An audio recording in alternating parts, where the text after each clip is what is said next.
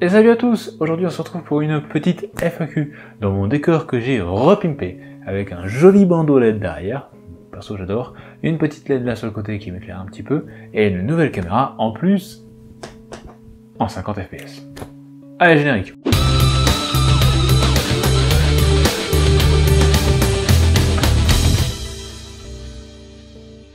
Merci beaucoup, on est 10 000 abonnés, c'est vraiment beaucoup, c'est énorme, c'est 10 fois plus que la toute première FAQ que j'ai faite et 2 fois plus que la dernière.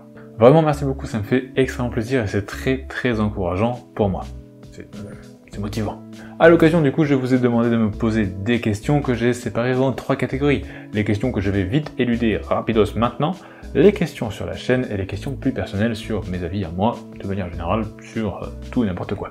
Et c'est parti pour les questions éludées. Les héros pas chers, les héros qualité-prix et le top. Ça c'est carrément même pas une question, c'est directement une demande. Moyen. J'ai fait des vidéos sur ça. Je te mets le lien juste là ou juste là, je ne sais pas quel côté. C'est une série de 3 vidéos, choisissez l'aérographe, ça t'explique tout. Bonjour, changes-tu souvent les joints de tes aéros? Merci. Salut. Eh bien non, je les ai changés qu'une seule fois dans toute ma vie parce que j'avais laissé mon aéro tremper trop longtemps dans de l'alcool A90 direct qui est un petit peu trop agressif. Bonjour, j'aimerais monter une armée Necron, je suis débutant, du coup je ne sais pas trop comment m'y prendre ni par quoi commencer et j'aimerais acheter la boîte Indomitus, mais je ne sais pas si c'est une bonne base, merci, PS j'adore ces vidéos. Merci beaucoup.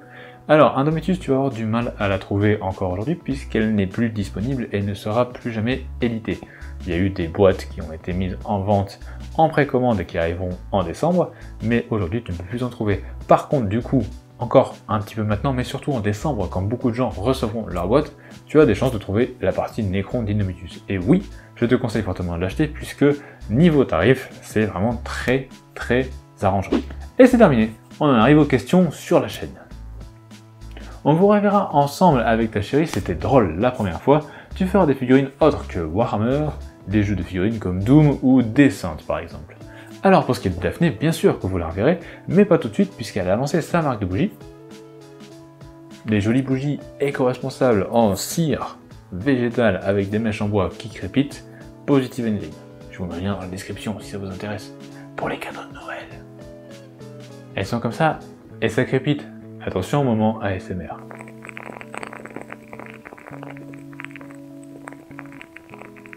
C'est pas top ça. Donc elle occupe la face en ce moment, elle a lancé un Kickstarter avant l'été qui a été financé. En septembre elle a ouvert sa boutique en ligne, donc il fallait qu'elle fasse pas mal de stock en avance. Et là, il y a quelques jours, une petite semaine à peine, elle a lancé la collection d'hiver, et donc ça lui prend aussi pas mal de temps puisqu'il faut qu'elle termine ce qui a été précommande, ça a été en précommande une semaine, un peu comme Games. Et aujourd'hui, il faut qu'elle envoie du coup les commandes et qu'elle coule des bougies en avance pour avoir du stock, puisque ce sont des bougies artisanales, faites main, juste là-bas, 2 pièces plus loin. Ouais, sympa hein? Pour ce qui est de faire autre chose que du Warhammer, bien sûr, mais pas tout de suite. Pour l'instant, j'ai vraiment poncé ces 2 jeux, et après sur le nouveau format de grosses vidéos que je compte faire une fois, si possible par mois, mais vraiment j'en doute, enfin plutôt tous les 2 mois, peut-être même 3, je ne sais pas. Je ne sais pas combien de temps je vais mettre à produire déjà la première, qui est sur Age of Sigmar. Et une fois que j'aurai fait, ça sera pas un format renouvelable ça, enfin peut-être mais pas trop, je ne pense pas. Et donc une fois que j'aurai terminé tous les jeux Games, forcément j'irai autre part. Et donc oui, on verra bien évidemment d'autres jeux sur la chaîne, surtout que si jamais un jour je veux quand même un peu me renouveler, il faut bien un peu toucher à tout. Mais pas tout de suite, puisque d'abord, je veux expérimenter ça, bien faire avec ce que je sais faire, et après on verra la suite. Question suivante. Bonjour, est-ce que tu penses faire des PMM mais avec d'autres choses que des Space Marines? Alors, des PMM avec autre chose que des Space Marines, c'est pas possible vu que ça veut dire Painting My Marines. Mais des Painting My Boys, Painting My Guns, Painting My Stormcast, oui, pourquoi pas, avec plaisir. En plus, les PM, j'adore ça, puisque ça fait déjà des beaux tutos, des tutos précis on va dire, et en plus c'est des figurines que je fais gagner tous les mois à mes Patreons, avec un tirage au sort. Donc c'est plutôt pratique pour moi, et moi j'aime bien quand c'est pratique. Je fais à la fois du contenu et le don. Après, feras-tu des vidéos modélisme décor socle? Socle, oui, parce que c'est très bien, j'adore faire ça et ça se fait tout le temps. Mais pour ce qui est modélisme décor, si tu entends par là avec des mousses expansées, etc., ça va être un peu compliqué. Puisqu'en fait, j'avais fait 2 petites vidéos sur des petits décors, juste 4 bloquants pas chers pour le TC et un petit bosquet enneigé. Et en fait, j'ai déjà pas mal de décors avant qui prennent quand même pas mal de place et donc du coup, et j'ai plus de place. Avec Daphné, on a un projet pour déménager là où j'aurai une sorte de très grande pièce. Et c'est pas pour tout de suite malheureusement parce qu'il faut qu'on prépare tout ça. Mais le jour où c'est fait, si jamais j'ai la pièce de mes rêves, si ça se fait, là oui, on verra du beau gros décor bien vénère. Surtout qu'un de mes rêves, c'est de faire des champs de Pélénor avec les murs de Minas Tirith et le mur du gouffre de Helm. Mais alors là, c'est pas pour tout de suite du tout. Mais alors là, le jour où je peux faire ça, ouf, je serai chaud patate. Par contre, j'ai beaucoup de décors comme je disais, mais j'en ai surtout beaucoup qui ne sont pas peints. Et donc, si tu veux que je fasse des tutos peinture de décors, oui, ça c'est prévu. Vas-tu faire des vidéos sur comment faire un diorama? Oui, c'est prévu, grâce au don que j'ai eu d'un super gentil abonné qui m'a fait un super don de figurines. Dedans, j'ai la figurine de Saruman et de Gandalf le Blanc sur la scène de la communauté de l'anneau où ils se battent autour du Palantir. J'ai même le Palantir. Et j'adore cette scène et j'ai toujours rêvé d'en faire un diorama. Et maintenant que j'ai enfin les figurines, j'ai prévu d'en faire ça. Donc il y aura bien un tuto diorama là-dessus. Fais-tu du alchemy en figurine et en jeu? Et sinon, envisages-tu de peindre un troll, quelle que soit la marque, sauf du Games, pourvu qu'il ait l'air méchant? Alors non, je ne joue pas à Alchemy, mais son créateur m'a contacté sur Facebook pour qu'on voit ensemble s'il était possible de faire quelque chose. Je n'ai malheureusement pas encore répondu, parce que je suis un peu débordé ces temps-ci. D'ailleurs, il faut que je te réponde pour lui dire que je vais devoir attendre, parce qu'en fait, je me dis que ça serait très bien, ou ça se marierait bien, avec le nouveau format que je vais tester sur la grosse vidéo Stigmar. Et donc, c'est pas pour tout de suite. Mais pour être poli, il faudrait quand même que je lui dise que je lui répondrai, mais pas tout de suite. Et pour ce qui est du troll, malheureusement, je n'ai pas un seul troll d'une autre gamme que Game Workshop, mais je vois pas qu'est-ce que t'as contre eux, surtout pas les trolls du Seigneur des Anneaux, ils sont vraiment tout mignons. Mais si jamais un jour un troll me passe sous la main, oui, je le peindrai sûrement en tuto, puisque je filme presque tout ce que je peins. Alors, les prochaines questions sont sur le GOP. J'ai eu des questions sur le GOP. La première étant bientôt le retour des GOP, point d'interrogation, et la deuxième étant un GOP pendant une période de vacances. Alors les GOP, ça pose quelques petits problèmes. Il y a des choses qui vous embêtent et il y a des choses qui m'embêtent, donc ça embête un peu tout le monde. Non, je rigole, c'est vraiment cool les GOP, moi j'adore faire ça et j'adore organiser ça, mais il y a quand même vraiment des petits problèmes internes. Ce qui embête le plus apparemment, c'est que le groupe soit ouvert et donc que ce soit les votes de plusieurs personnes qui déterminent le vainqueur. Et donc que ce soit celui qui a le plus d'amis qui gagne. Mais c'est pas nécessairement vrai, après ce n'est pas nécessairement faux non plus. Le problème c'est que je ne voulais pas qu'il y ait un juge, donc moi, et je ne voulais pas demander à certaines personnes d'être là tous les dimanches soirs pour voter sur X semaines, puisqu'on ne sait pas combien de temps ça dure. Et donc ça m'enquiquinait un petit peu, et surtout je ne voulais pas créer de frustration, puisque même en étant aussi fort que vous voulez, vous avez des préférences, les votes de peinture sont subjectifs. Et donc dans mon idée, avoir les votes d'une masse de personnes allait forcément lisser le tout. Donc d'un côté, je comprends la frustration, mais après de l'autre, le GOP n'a pas été fait vraiment pour que vous gagniez. Enfin, il y a forcément un gagnant parce qu'il y a toujours une grosse carotte au-dessus, mais ça a surtout été pensé pour vous motiver tous ensemble à peindre au moins une figurine par semaine et à progresser tous les uns les autres. Après, je comprends que ça soit compliqué au niveau des votes et tout, et qu'il peut y avoir une certaine frustration si vous estimez que votre figurine est mieux qu'une autre. Et malheureusement, j'ai pas encore de solution pour ça. Après, il y a aussi un problème plus personnel, mais c'est que les GOP, à chaque fois qu'on est en semaine de GOP, moi ça me bouffe une journée complète de travail. À chaque fois, du coup, j'ai un jour de moins par semaine, et c'est déjà assez compliqué avec 7 jours. Si je me mets à 6, des fois ça me fout vraiment dans le caca. Et pour ça, malheureusement, je n'ai pas vraiment de solution, vu que les résultats sont rendus le lundi soir, et que ma vidéo sort en général le mardi, le lendemain du coup, à 19h30, ça me laisse un très court délai pour tourner, monter et uploader la vidéo. D'autant que je n'ai pas la fibre et que ce serait très long. Du coup, il y a plusieurs petits problèmes itinérants au GOP. Je pensais résoudre ça avec un live, du coup, les lundis soirs pour débriefer tout ça, mais si je commence à avoir trop de participants, je vais avoir tous les lundis à faire jusqu'à 4h du mat', ça va pas résoudre le schmilblick. Mais si j'arrive à me centrer uniquement sur donner les 4 points ou les 5 points que je donne habituellement, là, c'est faisable. Après, à voir. Je verrai, il faudra faire des essais. Mais le problème, c'est que si jamais je lance une saison et qu'au bout de 1 ou 2 lundis, je me rends compte que ça marche pas parce que ça fait 2 ou 3 lundis d'affilée que je suis à 3h du mat' parce que juste j'ai trop de participants, je vais pas en plein milieu de la 2e ou 3e semaine vous dire non, désolé, moi j'abandonne, je suis trop capoute. Non, je serai obligé d'aller jusqu'au bout et ça risque de me mettre dans le caca. Pas financièrement quoi, juste en termes de délai, et moi j'aime bien être à jour sur mes vidéos et au niveau des délais, les sortir à l'heure. Donc on réfléchit encore au GOP et pour l'instant, ils sont en stand-by tant que j'ai pas de solution miracle.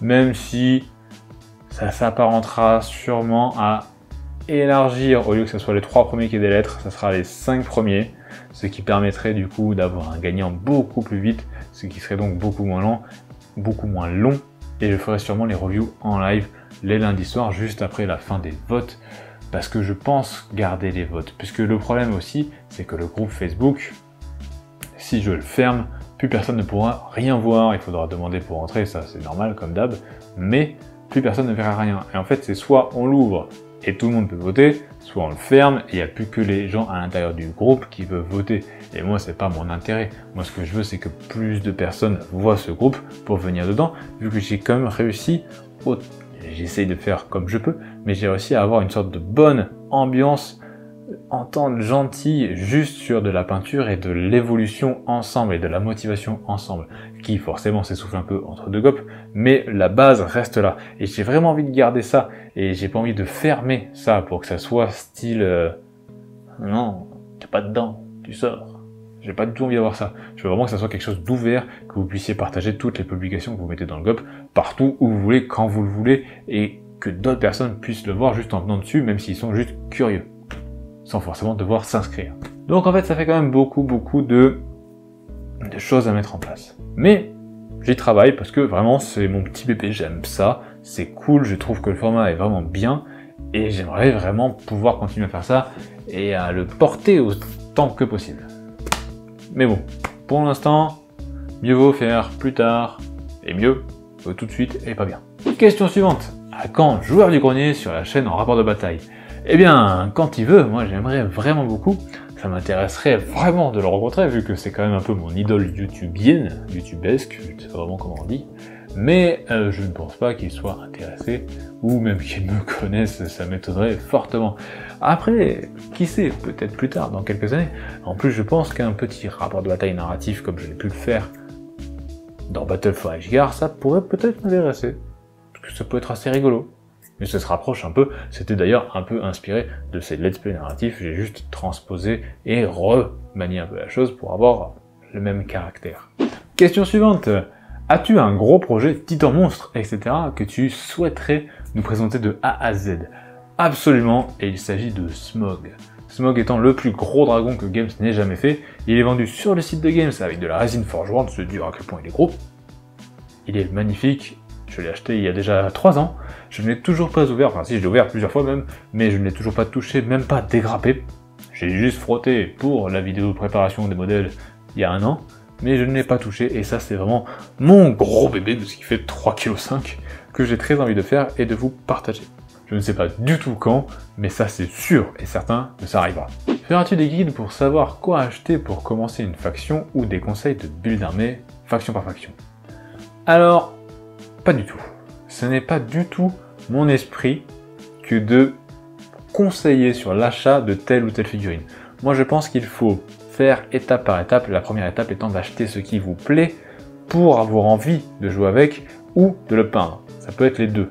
Mais je vous déconseille de vous attacher à une armée juste pour la méta et son côté méta parce qu'elle est plus forte et qu'elle gagne, puisque vous allez être très frustré, surtout à la vitesse où Games sort de nouvelles unités et qui, c'est aussi pour vendre, mais à chaque fois ou très souvent sont assez fortes, deviennent méta, souvent 2 semaines avant d'être faquées, puis après un peu moins, mais cassent la méta et changent, etc.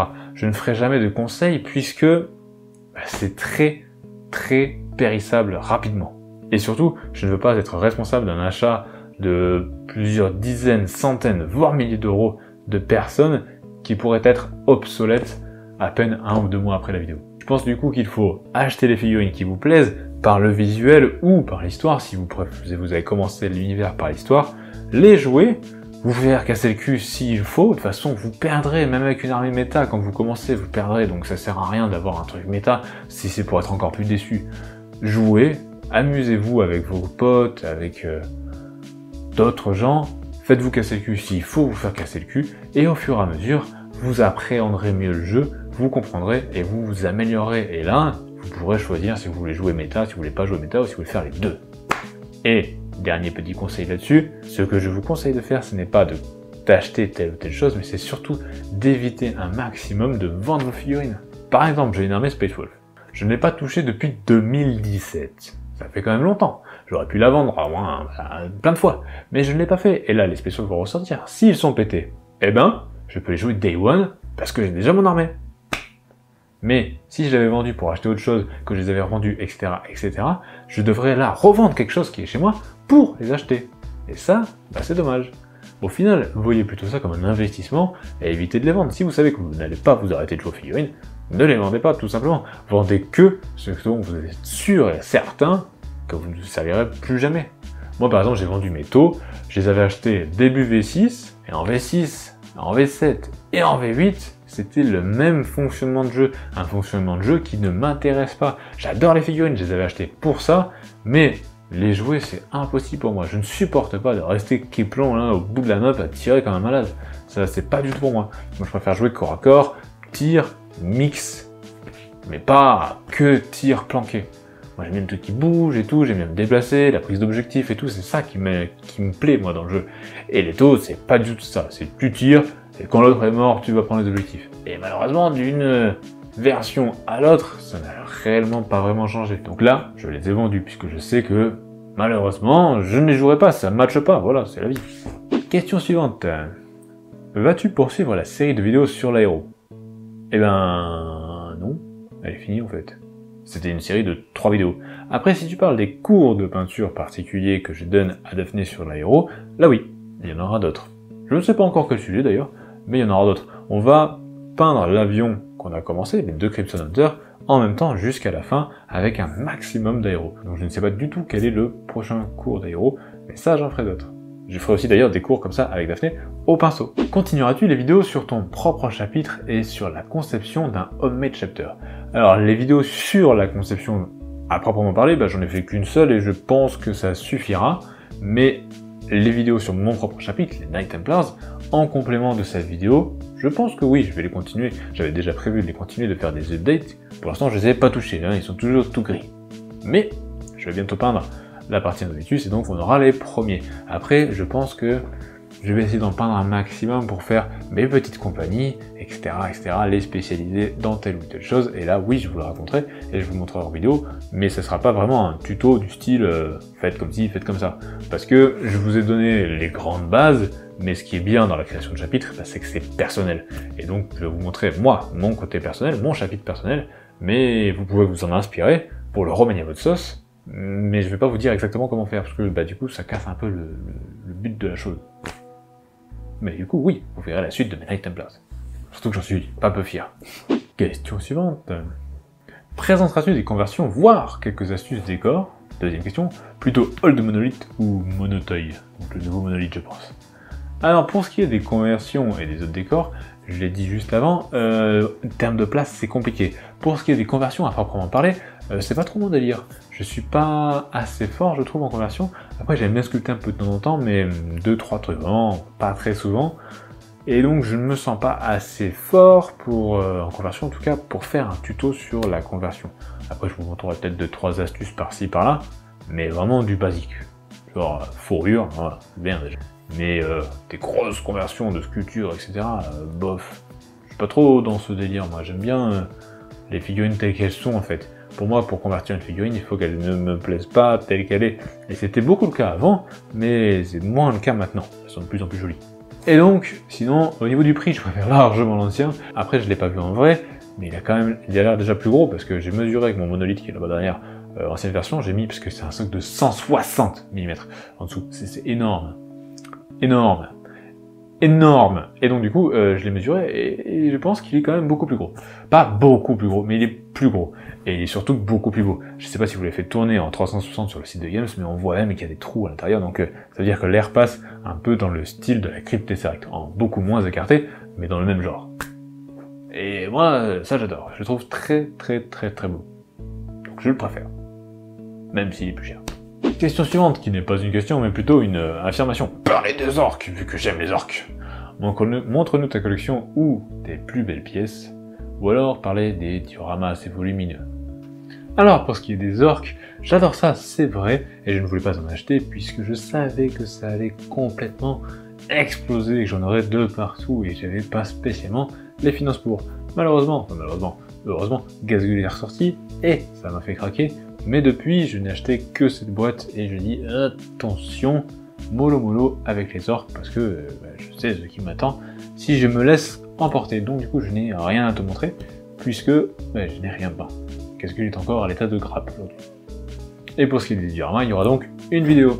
Alors attention, la prochaine fois, il y a plein de questions là. Proposeras-tu à l'avenir des tutos avec un niveau très poussé? Alors oui, c'est sûr, mais pas tout de suite, parce que dès que j'ai un tout petit peu trop augmenté le niveau, comme par exemple dans le WoW Effect, j'ai eu pas mal de retours du genre « Wow, c'est beau, mais c'est trop dur ».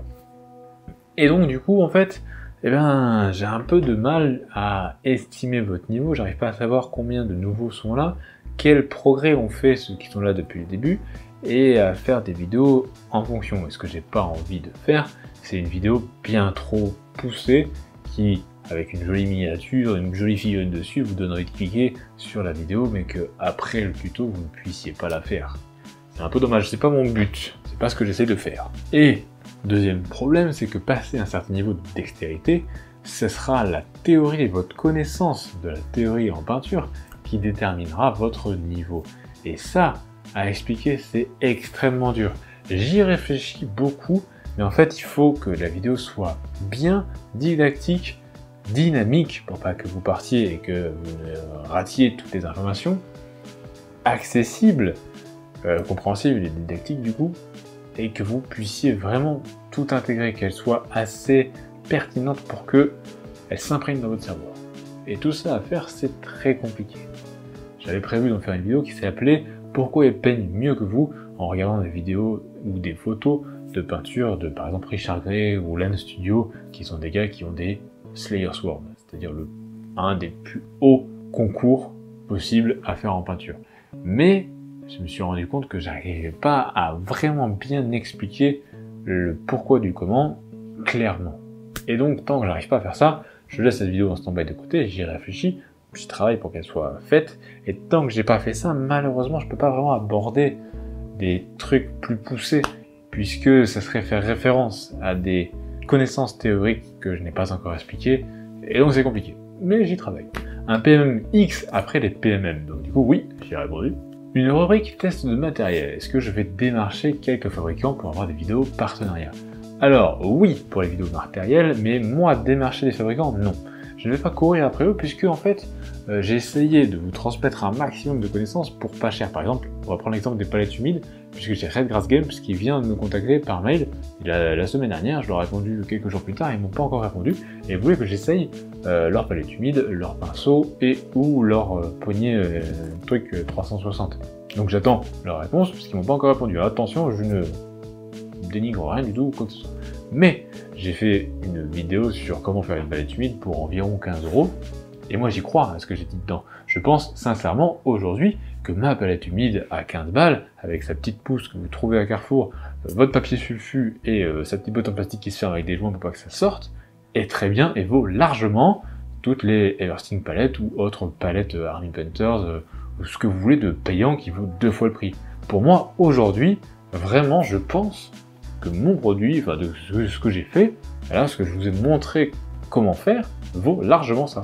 Mais, ça je pourrais le savoir qu'en essayant, et si jamais je me mettais à courir après les marques en disant « Coucou, j'ai 5000 abonnés, 10 000 abonnés, etc. » pour avoir des produits gratuits, ça voudrait dire en fait que je crois pas à ce que je vous ai dit. Et donc, je ne leur cours pas après, tout simplement parce que je n'ai pas spécialement envie d'avoir ces produits-là. Si jamais, comme l'a fait Redgrass Games, on me contacte pour m'envoyer des produits pour que je les teste, bah oui, c'est avec grand plaisir. Par contre, je mets 2 grandes conditions. La première étant que je ne m'oblige absolument pas à en parler, sauf si bien sûr c'est un partenariat rémunéré, donc du coup là je suis payé pour faire une vidéo. Et la deuxième solution va pour les deux cas, que je sois payé ou non, je ne biaiserai jamais mon avis, je donnerai toujours mon avis objectif, enfin non subjectif, mais j'essaierai au maximum à ce qu'il soit objectif, clair et précis, qu'il soit bon ou mauvais. Par exemple, si à la fin d'un test d'une palette humide Redgrass Games, je trouve que ça n'apporte rien de plus que ma palette humide, bah, je vous le dirai, puisque ma palette humide coûte 15 balles et que la leur, je crois que c'est 30 €, si j'ai bien tout suivi l'histoire, j'ai pas trop regardé, mais si jamais c'est le cas, bah, je vous le dirai, parce que pour moi, ça sert à rien de vous montrer un produit, juste pour vous montrer un produit en disant « Waouh, c'est bien, achetez-le ». Non, c'est pas mon délire. Moi, j'essaie vraiment de faire au mieux avec ce qu'on a et sans forcément faire trop. C'est comme par exemple pour les aéros, c'est pour ça que je ne sais pas montrer des aéros Infinity CR+, ou que je leur cours pas après pour en avoir un gratuit. Je pense que si jamais je leur dis coucou, j'ai 10 000 abonnés, envoyez-moi un truc comme ça, je le teste et je le montre à ma communauté, sûrement qu'ils disent oui. Pour eux, c'est forcément rentable. Si par exemple j'en conviens juste 10 d'entre vous d'en acheter un, ils ont largement remboursé leur truc. Donc, ils me l'enverront sûrement. Marketingment parlant, bah, c'est intéressant pour eux. Mais moi, c'est pas mon but, parce que aujourd'hui, tout ce que je vous ai dit dans la vidéo aérographe, où je pense sincèrement qu'il ne faut pas forcément avoir un CR+, pour peindre bien, eh ben, je le pense et je l'applique encore aujourd'hui. Donc voilà, oui et non. En fait, oui si on me le propose, non si on me le propose pas. Des lives ou vidéos montées avec des intervenants extérieurs. Alors, pour l'instant, c'est pas du tout prévu, pour des raisons géographiques et surtout de pandémie mondiale. Et donc, peut-être plus tard, mais rien de prévu, rien de suggéré. Après, je suis pas du tout contre, mais je me forcerai, en tout cas, à suivre le conseil qu'Antoine Daniel a donné dans sa vidéo 20 astuces pour youtubeurs, ne collaborez qu'avec des gens dont vous aimez le travail ou qui sont vos amis. Pour l'instant, déjà, j'ai pas d'amis. Hein. J'ai eu 2 contacts dans tout le monde du wargame youtubien. J'ai eu que 2 contacts. Ça s'est bien passé, hein. Mais on peut pas dire non plus qu'on est amis, tu vois. On s'est parlé 10 fois 20 minutes, c'est pas énorme. Mais voilà, à part ça, en fait, j'essaierai toujours de suivre ces 2 conseils-là parce que ça me paraît pertinent et ça, je pense que ça t'évite de regretter des trucs dans le futur. Une boîte à idées pour tes Patreons ou une autre façon de t'aider. C'est vrai que je pourrais mettre un post épinglé dans lequel vous pourrez poster en commentaire vos idées pour m'aider. Mais après, la plupart du temps où j'ai des questions, où je me demande quel est votre avis et que j'ai besoin de votre avis, bah, je vous mets un petit sondage et vous y répondez comme par exemple je viens de le faire aujourd'hui pour le nouveau palier à 10 € du Patreon. Bah, je vous ai demandé vos avis pour les jours. Du kill team, je ne pense pas. Pas pour l'instant en tout cas. En tout cas, moi je n'y joue pas, je n'y ai jamais joué. Et du coup, forcément, j'aime pas les règles, donc forcément, c'est loin d'être prévu. Mais après, peut-être dans un autre format plus tard. À voir. Et voilà, on en arrive aux questions personnelles. Donc, du coup, je vais donner mon avis sur tout et n'importe quoi. Surtout n'importe quoi des fois. Alors, tu joues à quel wargame et quelle armée? Alors, je joue à tous les wargames de Games, c'est-à-dire Le Seigneur des Anneaux, Age of Sigmar et 40K. Également au Trône de Fer, mais j'ai vraiment fait très peu de parties. J'ai la boîte Harry Potter, mais je l'ai même pas ouverte. Et Zombicide que j'aime beaucoup, qui est très très rigolo, mais après ces deux-là, c'est un peu des jeux de plateau, mais bon voilà. Et également tous les petits de games comme Warhammer Underworld, Titanicus, ou encore Blood Bowl, ou Space Hulk. Et les armées que je joue, ben, j'en joue vraiment beaucoup, donc je te renvoie à la FAQ 1 ou 2, regarde les deux pendant qu'il y est. Dedans, j'ai répondu à cette question, je les ai toutes listées. Quelle est ton armée Sigmar ou 40K préférée? Alors, à Sigmar, c'est clairement les Skaven. Vraiment, j'adore cette ambiance, ces petits rats et tout. Courage fuyant, c'est ma force préférée chez les Skaven. Et j'adore la Malpire et surtout la peindre, parce que du coup, je peux faire plein d'OSL verts à coup de moon green, un peu comme les Necrons. Et vraiment, j'adore cet effet-là, c'est un de mes effets préférés. Et j'aime beaucoup peindre ça. Et à 40K, c'est les Thousand Suns, parce que j'adore les démons, j'adore la magie, et j'adore l'Espace Marine. Et ça, c'est là l'ultime fusion de tout. Et en plus, je peux les peindre, enfin je les peins en pré-hérésie, couleur pré-hérésie, c'est-à-dire rouge métallique, au lieu de bleu, parce que je les trouve un peu fades en bleu. Mais en rouge métallique, ils sont juste sublimes. C'est vraiment mon arme préférée à 40K. Comptes-tu te lancer dans, par exemple, Bolt Action? Pour l'instant, pas du tout, parce que j'ai déjà du mal à jouer assez aux 3 jeux principaux games, sans compter tout le reste que je viens juste de citer, donc me lancer dans un autre jeu encore, pas pour le moment. Mais comme je l'ai dit tout à l'heure, plein d'autres jeux m'intéressent et surtout pour mon format. Et vous découvrirez ça en temps voulu. Que penses-tu de l'abandon de Battle et de la création d'AOS? Et selon toi, quelle est la meilleure version de Warhammer 40K? Pour l'abandon de Battle, c'est dommage dans le sort de système de jeu. Moi, j'ai jamais pu y jouer complètement. En fait, genre, j'ai commencé Battle 6 mois avant que ça devienne AOS. Donc du coup, j'ai pas eu le temps d'assez comprendre et imprégner le jeu pour vraiment le kiffer à ce point-là. Donc pour moi, c'était pas une grande perte. Après, c'est un peu dommage, il y a beaucoup de vétérans qui râlent parce qu'ils se sont sentis trahis par Games. Après, du coup, bah, moi, c'est pas mon cas, donc je l'ai pas vécu et j'en connais pas. Donc je ne sais pas du tout. Mais de manière générale, Au final, maintenant, après, je pense que tout le monde sera d'accord, la V1 d'AOS était une catastrophe, donc ça bof. Mais depuis la V2, ça ramène plusieurs personnes, les nouvelles figurines forcément, parce que je suis quand même peintre aussi, vraiment à au moins 50%, sont très jolies, moi les idonnettes, j'adore ça, je trouve ça extrêmement beau. Et tout ça fait que AOS du coup devient de mieux en mieux. Et pour le coup, du coup, je préfère vu que j'ai pas vraiment connu Battle. Mais voilà, ça reste un sujet sensible pour beaucoup de personnes. Et pour moi, la meilleure version de 40K, je vais tricher, ça sera la V7 à 30K. Parce que la V7 partait trop en couille, et on enlève les démons à 30K. La V7 partait beaucoup trop en couille avec la force D, les full armées 2 plus un vieux reroll les 1. C'était un peu relou. Mais tout ce qui est blindage, les règles qui étaient génériques pour tout le monde, et encore les galettes par exemple, ça me manque beaucoup. Ça, j'adorais beaucoup cette époque. Et du coup, ça me manque, mais la version la plus équilibrée que j'ai jamais jouée de la V7, c'était les Lorus Heresy. Lorus Heresy 30K se joue en V7 qu'avec des spaces, si vous enlevez des démons. Et ça, vraiment, ça équilibre le tout, ça lisse le jeu, et c'est la meilleure version, on va dire, de 40K, je pense. Après, la V8 était une très bonne version avec de très très bonnes idées, et j'espère qu'en V9, ça poursuivra vers quelque chose de mieux. Quelle est la plus grosse commande que quelqu'un t'ait passée ou que tu demandes à quelqu'un? Alors moi, j'ai jamais commandé quoi que ce soit à quelqu'un, enfin, sauf à Games, parce que c'était figurines en termes de peinture, et la plus grosse commande qu'on m'ait jamais commandée, c'est celle que je viens tout juste de terminer, qui était une armée complète de la mort pour le 9e âge. Et tu peux voir toutes les photos dans ma page Facebook, dans l'onglet photos. Il y a un album qui s'appelle Commission, tout est dedans. Sleep Pocket son String. Quel est ton jeu de plateau et figurine favorite, toutes marques confondues? Eh bien, c'est clairement, sans aucune hésitation, Le Seigneur des Anneaux. C'est le jeu qui m'a fait rêver quand j'étais gamin, qui m'a fait revenir après, en 2012, dans les figurines, et c'est clairement le jeu que j'aime le plus. C'est le jeu, en fait, qui fait que je suis aujourd'hui là. Sans ce jeu, vous ne me regarderiez pas. Tout simplement. Et c'est mon jeu préféré qui me fait le plus rêver. Qu'est-ce que tu recommandes pour trouver le juste milieu temps-qualité que tu souhaites? De plus, comment on va les affaires par rapport au Covid? Alors par rapport au Covid, je suis personnellement pas trop affecté vu que je travaille du coup à distance. Mes outils de travail sont personnels, donc je n'ai pas vraiment ça.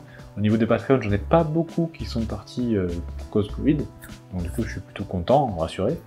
Et après, le reste n'a pas trop bougé, et normalement ne devrait pas trop bouger, puisque pas trop dépendant du Covid en fait. Donc du coup ça, quand on reçoit des figurines ou quoi, c'est par la poste. Donc il n'y a pas, dans la branche dans laquelle je suis, normalement j'ai pas trop de problèmes. Et pour le juste milieu temps peinture, eh bien c'est compliqué en fait, c'est vraiment au cas par cas. Ça dépend de l'effet que tu veux, de la qualité que tu veux, de la figurine que tu fais, et en fait il faut faire un mix pour tout ça. Il n'y a pas vraiment de recette secrète, miracle ou de réponse unique à ta question. En fait, ta question pourrait être posée pour chaque figurine et chaque niveau que tu attends de la figurine. J'aimerais savoir s'il t'arrive de peindre avec la méthode des ancrages successifs. Et si oui, pourrais-tu nous montrer le résultat? Sinon, quelle méthode de peinture t'as préférée? Personnellement, j'ai aucune méthode de peinture préférée. Moi, je peins au feeling. La méthode technique, appelle ça comme tu veux, de peinture qui me va au moment précis où je fais telle ou telle zone, en fait, celle que j'estime au moment X le mieux.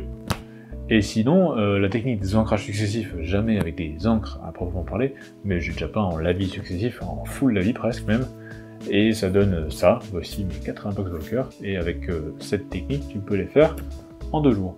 À quand les concours de peinture? Alors, est-ce que tu parles de concours de peinture pour moi, en tant que participant, ou pour moi en tant qu'organisateur? En tant que participant, malheureusement, j'ai vraiment très peu de temps pour moi, pour peindre à un niveau concours, parce que je vais pas présenter la première merde que j'ai fait. Par exemple, j'ai pas peint pour moi depuis juin 2019. Voilà. Tout le reste du temps, c'était soit pour des vidéos tel ou tel truc, soit pour un tournoi en mode rapide.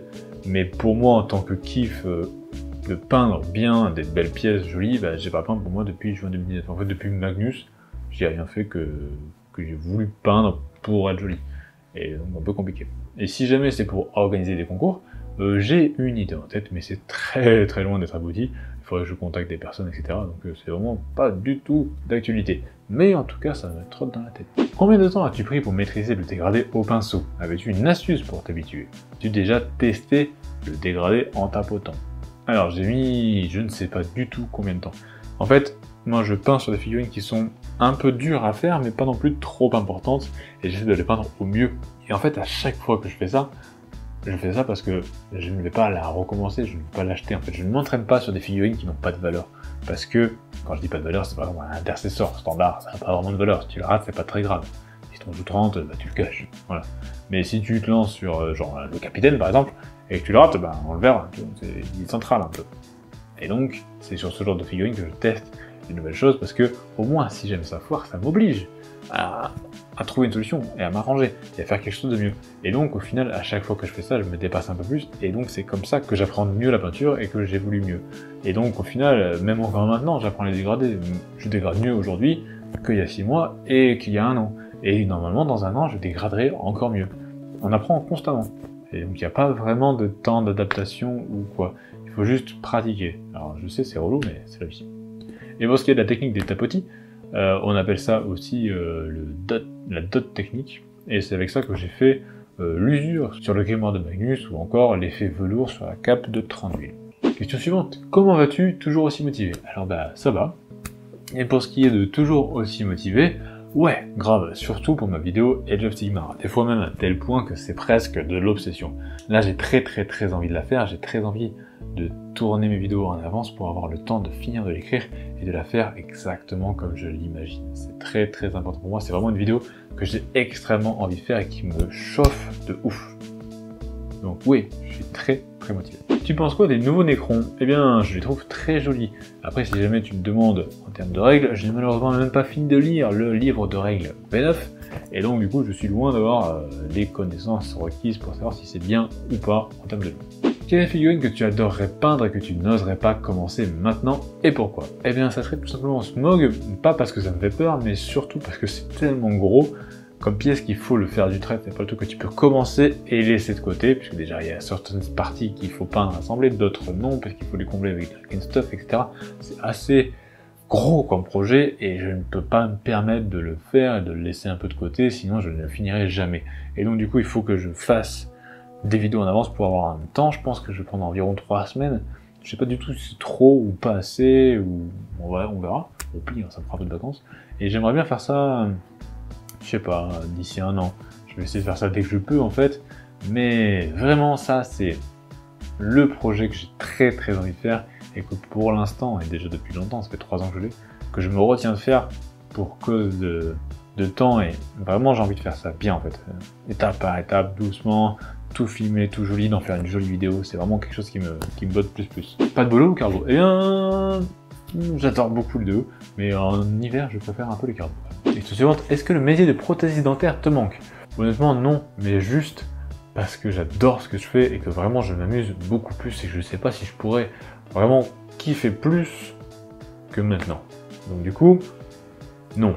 Mais après, la personne avec qui je le faisais me manque pas mal, c'est assez dommage parce qu'en plus on est même plus dans la même ville, donc on peut plus se voir souvent. D'ailleurs je devais la voir en juillet et finalement j'ai pas pu y aller. Le rendez-vous a été décalé justement à cause du Covid, donc je suis pas allé à Aix-en-Provence parce que c'était à Aix-en-Provence que j'habitais. Donc la prochaine fois que je vais y aller, je vais passer le voir et ça sera cool, j'ai hâte un peu. Mais après sinon la prothèse en elle-même du coup ne me manque pas de fait de tout ça. Mais par contre certaines fois, je me rappelle avec nostalgie un peu, quand on avait des personnes à qui on refaisait toutes les dents et qui arrivaient avec un air un peu... Parce que les dents, en fait, dès que vous avez plus de dents, ça vous vieillit direct. Les muscles tombent, tout s'affaisse, en fait, et c'est assez compliqué. Et quand on remet des dents tout de suite, ça redynamise un peu toute la bouche et ça redonne vraiment vie à des personnes. Et on avait des cas, des fois, extrêmes, et ça, c'était beau de suivre un truc pareil, en fait. Un peu caca, hein, des fois, hein, mais c'était beau, le cas en lui-même. Et à la fin, en fait, quand les personnes venaient te voir en disant merci et tout, et ça des fois, c'est pas que ça manque, mais je suis un peu nostalgique. Question suivante, tu mentionnes beaucoup de choses que tu stockes sans les utiliser, goodies, début d'armée, etc. Envisages-tu de regarnir tes finances avec une vente privée auprès de ta communauté, par exemple? Personnellement, je trouve que faire un peu de vide, ça fait du bien à l'esprit. Alors, non, je ne vends que, comme je l'ai dit tout à l'heure, ce dont je suis sûr de ne plus avoir besoin. Je pense que je fermerai boutique, je veux dire tout ça là, j'arrêterai si jamais j'ai plus assez de sous avant de tout vendre. Parce que même si demain j'avais plus tout ça, enfin que j'avais plus ce métier, j'arrêterai pas spécialement les figurines, et donc ma philosophie du ne pas vendre pour continuer à revendre en mode cercle vicieux, pour garder ce que j'ai déjà, et donc être à jour un peu tout le temps en termes de nombre de figurines, bah, ne changerait pas.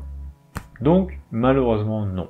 Et, dernière question pour la fin, la plus importante, surtout que la personne qui l'a posée compte beaucoup pour moi. Raclette ou tartiflette? Eh bien écoute, ça sera raclette, et je serai ravi de venir chez toi la semaine prochaine ou celle d'après pour la manger, cette raclette. Ça me ferait bien plaisir. Et voilà, c'est tout pour cette FAQ. J'espère vraiment que ça vous aura plu. Si vous avez d'autres questions, bah, n'hésitez pas à poser-les en commentaire. J'y répondrai plus tard, soit en commentaire, soit dans un live, ou que sais-je, en tout cas, voilà. Mais ça m'a fait vraiment plaisir de voir le nombre augmenter d'abonnés. 10 000, c'est vraiment beaucoup, c'est un cap, hein.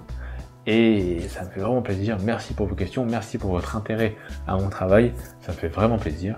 Et en attendant la suite, je vous dis bon jeu, bonne voiture. Ciao!